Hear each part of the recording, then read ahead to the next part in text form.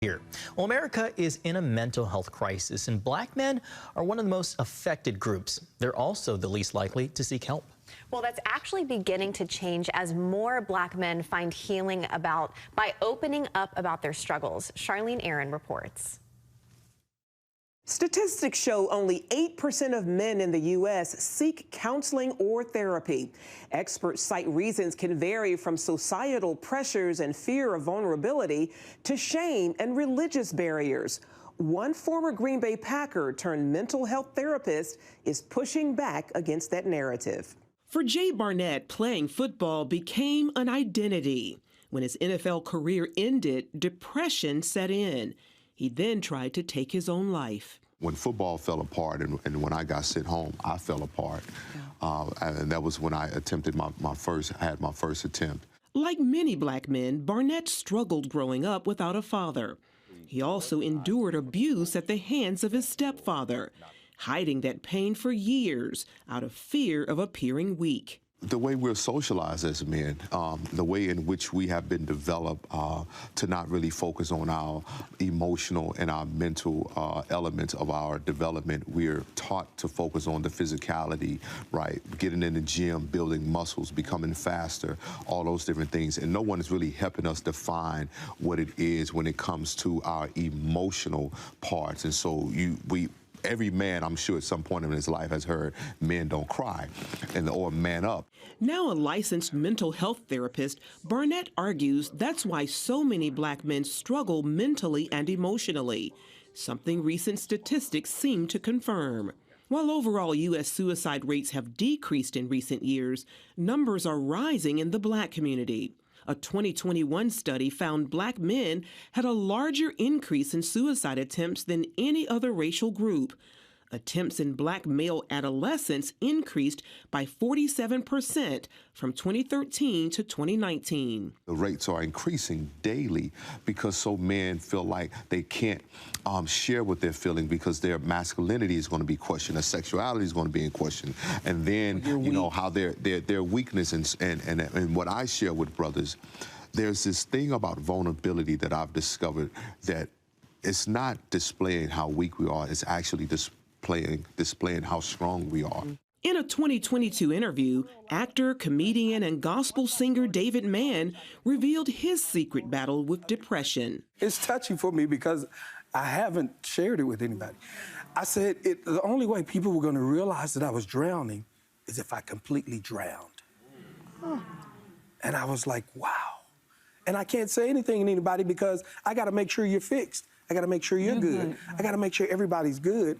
And it just hit me, and I was like, I need to see a therapist. Award-winning Christian singer Anthony Evans struggled with his mental health after the loss of several loved ones, including his mother. I've taken steps in my life via therapy, which I had to go. I mean, after all this stuff, I was like, I'm about to lose it. Like, it's too much. And we all have those points in life where it's just too much, you know?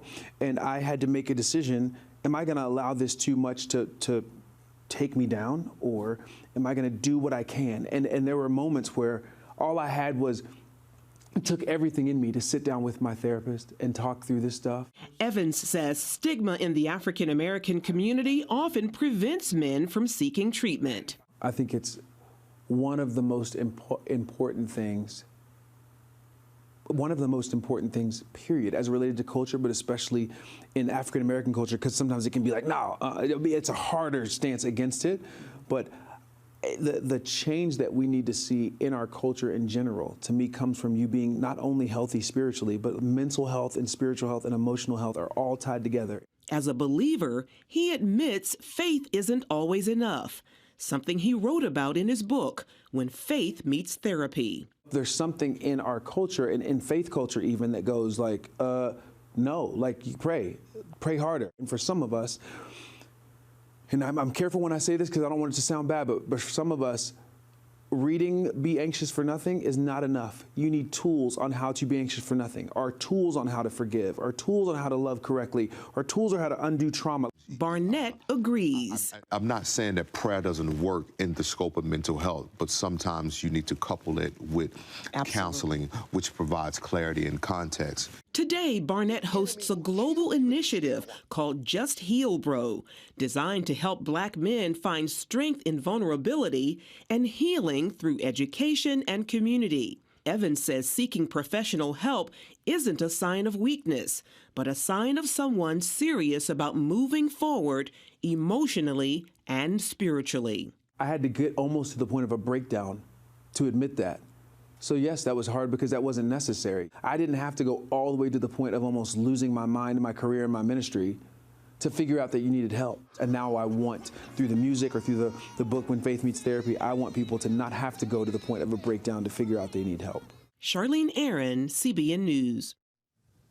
Such an important topic, Yes, such great reporting from Charlene, and really kudos to these men, both Jay and Anthony and Tamala Mann's husband, I can't remember his name at the moment, for being willing to come forward and talk about the issues that they dealt with. Not a lot of men are willing to do that. Yeah. Why do you think that is? I think these gentlemen touched on it.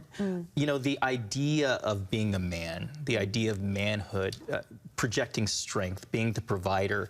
How can you provide if you're the one in need? And my hunch is, and particularly with Black men, it's seen as a sign of weakness to admit that you need help. And I think when you couple that with, as they were discussing, Christian themes of just pray it away, it just compounds, and you don't want to get to that point where the gentleman was talking about feeling like he was drowning.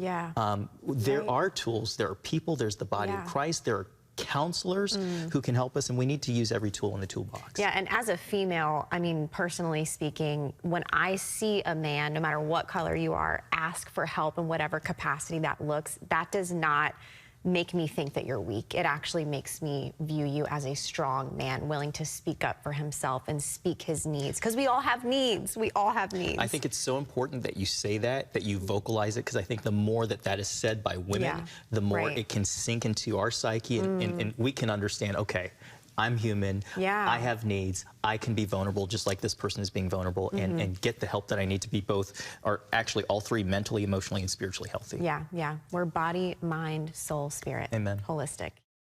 Welcome back. Well, for over 2 decades, Mike Foster has been helping people overcome their biggest, messiest, and most critical challenges, including his own. And after 6,000 hours, 22 group labs, and tons of research, he's found that we are driven by one of 7 primal questions, and he explores each question in his latest book. Everything in life starts with a need, and that need leads to a question. In the book, The 7 Primal Questions, best-selling author, speaker, and executive coach Mike Foster empowers readers to build strong lives by questioning the root of their behaviors. And once discovered, they can unlock their superpower and break free from long-standing challenges and step into a more fulfilled life. And we're pleased to welcome to the show Mike Foster. Mike, welcome. So you're an author, you're an executive coach, you're a speaker. I hear you're also known as the Mr. Rogers of personal development. Can you tell us how you got in this line of work, and then how you got that nickname? Yeah, so over 20 years of helping people through transformation. And the way that we do transformation is we have to create environments of love and safety and empathy. That's the Mr. Rogers part. There's also a part of the work that I do that's the Navy SEAL part. And that's where challenge, pushing out of our comfort zones, getting real with our stories, moving out of denial into living in truth. And so for me, great coaching, great transformation happens when we combine both love and truth together. And just in the few interactions that I've had with you already, like, you exude just love and joy and peace. So thank you for that. Yeah, I know that means a lot to many of your clients. Okay, your latest book is called The 7 Primal Questions. Take control of the hidden forces that drive you. What led you to even begin to develop the primal question framework? Yeah. Kind of a confession here. I'm a very impatient person. And so oftentimes I think therapy and coaching and the changes that we want to make in our life just go too slow. And so I've experienced that in my own life. I've experienced that with the clients I'm working with. And so I really came up with this framework to help us deal with the real core issue. And the core issue, fundamentally, as we look at it through the 7 Primal Questions, is a deep embedded need in us that is still trying to be met. And I write about this in the book, that sometimes our approach to fixing our problems or fixing our life or growth in general, it's often like a tree where we are working on the branches or trimming branches, and those branches grow back because we aren't actually dealing with the roots. And so when we're talking about the 7 Primal Questions, when we're talking about core needs, we're actually at the roots, which allows us to accelerate growth because we're actually working on the right things. Yes. So everyone at home is watching. They know about your book. They know about the title. What are the 7 Primal Questions, if we can, real quickly? And then also, how aligned are they to biblical truths? Yeah, great question. So let me run through them real quickly. Yeah. Primal question number 1 is the question, am I safe? And this is the need for protection, emotional security, emotional safety. Question number 2 is the question, am I secure? Which has to deal with, do I have enough money and resource? That is the need that is driving your life. Question number 3 is the question, am I loved? And that is really the core need to feel seen, known, and heard. Primal question number 4 is, am I wanted? This is a need to belong, to be connected, to be pursued by people. Question 5, am I successful? That is the need to win and compete and avoid failure at any cost. Question 6 is the question, am I good enough? Which deals with value and worth and oftentimes feeling like you just don't measure up. And so there's that core need driving your life. And then the last question is the question, do I have purpose? Question 7. And this is the need for significance and impact in the things that we're doing. Well, how are these primal questions like even developed within us? Great question. So with most things that are really impactful in our lives, and whether it's our beliefs or our relationships, this all gets formed in early childhood. And so the research shows that we are imprinted with our primal question in early childhood. And basically, it's a question that went unanswered or was given a big no to that need. You know, a lot of times, kids ask over 250 questions a day.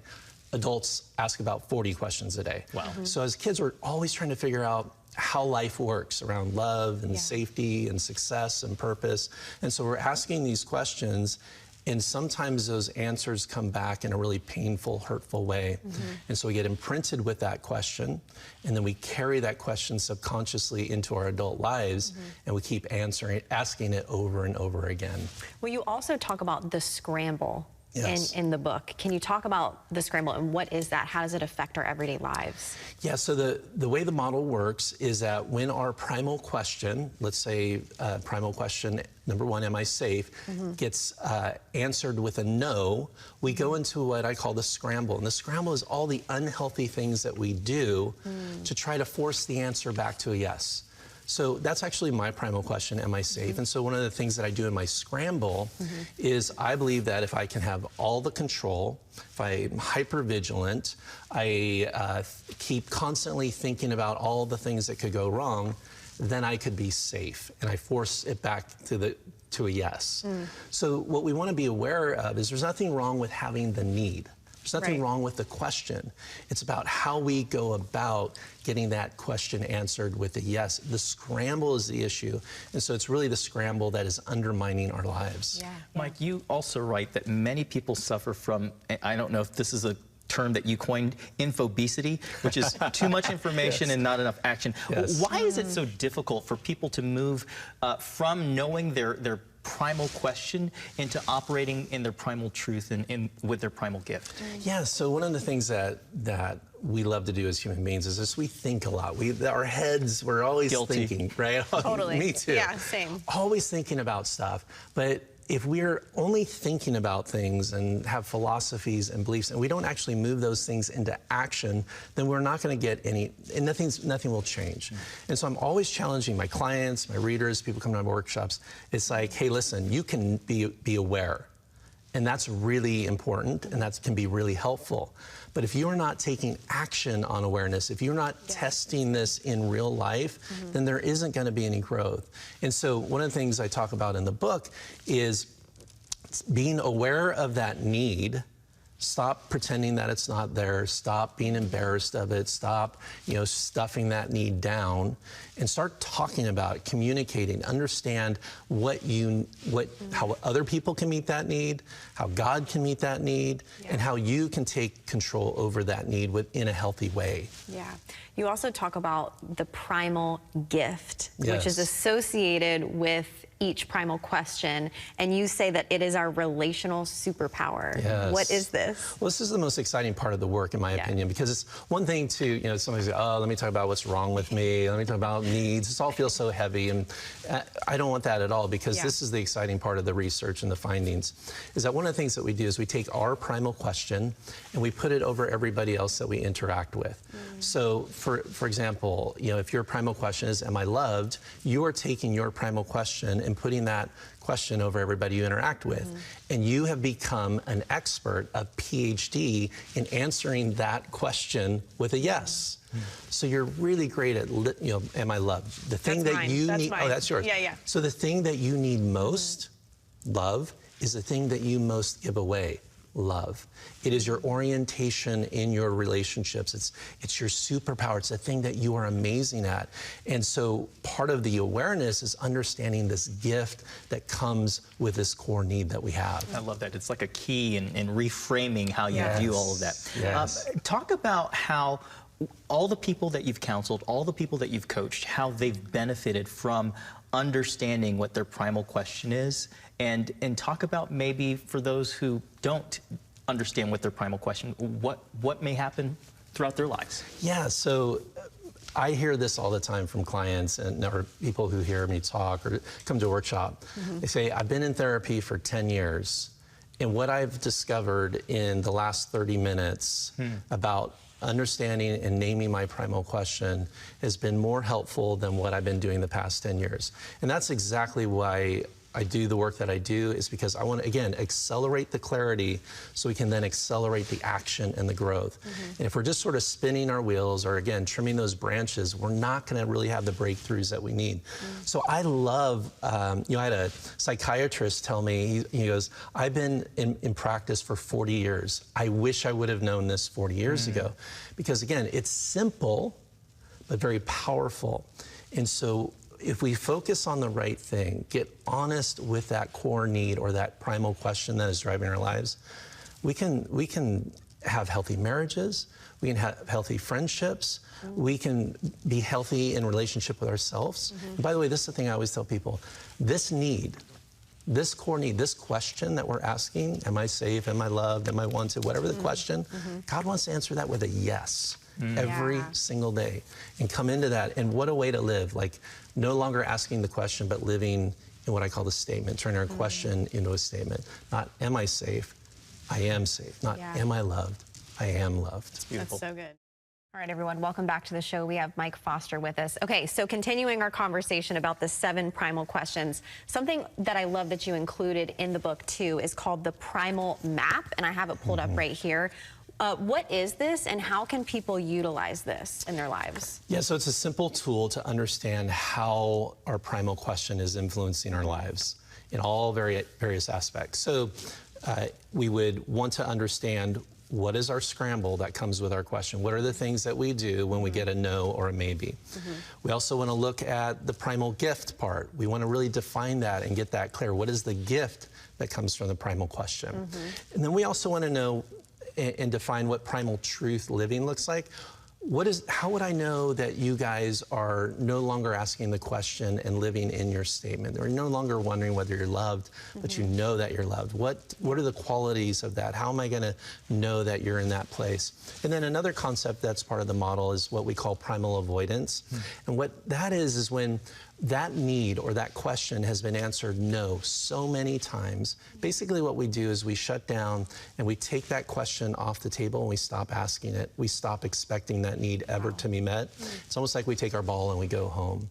And so being aware of all the different implications of your primal question is what the map is about. That's powerful. Let's get a little personal. You reveal in the book, and you just said in the earlier segment, that your primal question is, am I safe? And you even go into detail about where that derived from. Can you talk a little bit about that and how the question has played out in your life? Yeah, so for me, again, early childhood imprint for me was sexual abuse, which is, you know, whenever you experience trauma, that typically is going to bring a very powerful imprint in terms of the question. Now, it isn't always the same question. All trauma doesn't present all the same question, but for me, the question that came up was my safety. So as a kid, I have this person who is hurting me, and I didn't know if I could protect myself physically. I didn't feel like I could push back. And so the question, very natural question, by the way, all the questions, all 7 questions, are basically kid questions. They're very simple. Yeah. Am I safe? A very simple kid question. And so the thing for me is, in my own growth and through therapy and using this model, it's okay for me to have that need based on my story. This is not a time for me to judge myself. Again, I look at being an adult man. It's like, oh my gosh, I have the need for safety. How lame is that? You know, how weak is that, right? I want to judge the need. But I look at this simply as a strategic way to live my life. I need to know that safety is important to me. I need to know why it's important to me. And now what am I going to do? I thought it was interesting, even in the book you mentioned that you have to remind yourself that you're 6'4" and how much you weigh, just to help reinforce the idea that you are safe. Absolutely. I think sometimes, again, that's living in truth.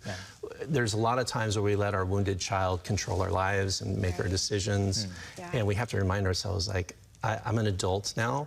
I have a lot more power and choice and autonomy and freedom and size than I did as a little kid. Yeah. All right, well, now we're transitioning into the coaching portion of today's show. Okay, like I said earlier, my primal question is, am I loved? And then you also talk about this in the book. There's something called satellite questions, which are kind of like a close second, a close third. I think my close second was, am I wanted? So coach me. Yeah. Coach me, coach. So I would, you know, and this will be helpful for anybody who interacts with you. I'd love to know what happens actually when you get a no to that primal question of, am I loved? What do you do to force it back to a yes? What are the things that you try to do to get love or earn love or try to be loved that perhaps is not helpful to your life? Well, as I was reading in the book, like, I think I focus then on other people's needs over my own. So it's like love is transactional. That sort of like action and striving and like, oh, are you okay? You know, putting everyone else's needs above my own and as I've gotten older, I've come to realize I cannot do that. It's not good for me. I often refer to Q3s, the Am I Loved question, as the caretakers of the world. Part of their scramble is this constant over-caring, over-responsibility, overly sensitive to everybody's needs and neglecting their own. And so the challenge and maybe the growth for you would be, where can I draw healthy boundaries? What do I need? And it's okay to ask for those needs to be met also in relationships. And so, again, there's nothing wrong with having that question, nothing wrong with that need. We just have to be aware of what we do in our scramble. That's Can I just say real quickly, I know this is your primal question, but I've seen her superpower in play. You know, I get to guest host every now and then, and she's just so generous and so kind. So that question, that innate question, I see manifest in your superpower gift. Thank you, John. Absolutely. Thank you. That means a lot. I'm also trying to delay. I know, you're just right now, my primal question is, am I safe? I had a result, which was, am I secure? And I questioned it because I think my focus immediately went to financially secure, and I don't feel financially obsessed. So I went back and redid the test, and instead of answering like in the affirmative, like somewhat agree, I answered somewhat disagree. And then I landed with, am I successful? successful. So can you sort this out for me? Yeah, so by the way, a lot of people take the test several times because, again, sometimes the revelation or the awareness of a need feels like, ooh, I don't know if I want that need. I don't know if I want that question. So let's talk about Q5, am I successful? This would be the need to win and compete and to be excellent. I think of Kobe Bryant, Michael Jordan, Tom Brady, the people that the filter of how they see life and relationships and the things that they're doing is through the lens of success. And so I'd be curious for you, like, in one of the concepts I talked about in the book is our kryptonite. And our kryptonite is the thing that feels like a big no. So I'm curious, how do you feel when you feel like you're failing? Because failure is a big no to the primal question, am I successful? You're hitting the nerve. I abhor failure. You know, I feel like when I fail everyone around me. So I wish we had more time with you. But also, I'm grateful that we don't have any more time because get me out of here, John, let me just affirm you and say that you operate in excellence every single day. Truly, you are an amazing journalist, amazing anchor and co-host. So you operate in excellence. Well, before we go, Mike's latest book is called The 7 Primal Questions, and it's available wherever books are sold. Mike, thank you so much for being with us today, Thank you, guys. Thanks for the therapy. Thank you, Coach. You're the best. Thank you so much.